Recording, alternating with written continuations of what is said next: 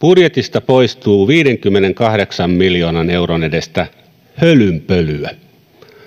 Tarkoitan kotouttamista. Koko käsite on turha, haitallinen ja valheellinen. Perehdyin tapojeni mukaisesti eduskunnan vanhoihin pöytäkirjoihin. Milloin sana kotouttaminen esiintyi ensi kerran ja missä yhteydessä? No ei 40-luvun siirtoväessä, joka kotinsa menetti ja uudet rakensi, eikä suomalaisissa maasta muuttajissa, jotka läksivät Ruotsiin tai Amerikkaan kotiutumaan omin nokkinensa. Vasta vuosina 1997-1998 tuli kotouttaminen puheeksi tässä salissa. Lipposen hallitukselta pukkasi ensimmäistä kotouttamislakia. Suomeen syntyi vuosituhannen vaihteessa kotouttamisteollisuus. Sen tehtaiden varjo lankesi maahanmuuttopolitiikkaamme.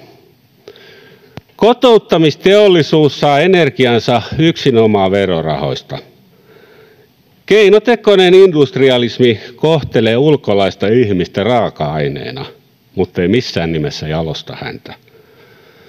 Kotouttamisteollisuuden prosessi hylkii jokaista, joka itse opettelee suomen tai ruotsin kielen kirjasta, puhelimesta ja arjesta. Kotouttamisteollisuuden tuotekehittely estää omatoimisuuden. Tuo omatoimisuus tekisi kotouttamisen tarpeettomaksi, eli pilaisi kysynnän. Kotouttamisteollisuus mainostaa yhdenvertaisuuden ja tasa-arvon mielikuvaa.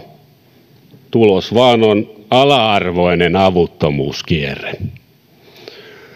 Lapsonen, miekkonen, naikkonen ihminen elelee Suomessa kielitaidottomana jopa kulttuuritulkkauksen varassa.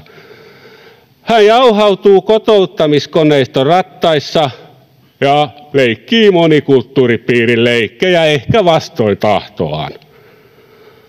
Tuolloin vuonna 1998 eduskunnan keskustelussa työministeri Liisa Jaakonsaari mainitsi kotouttamislainsäädännön yhdeksi tavoitteeksi rasismin viruksia estää pääsemästä epidemiaksi. Menikö homma ihan niin? Ei. Kotouttamisteollisuus ruokkii rasismin vastaista hömppätehtailua. Niillä on sikahintainen synergia. Nyt koittaa alasajon hetki.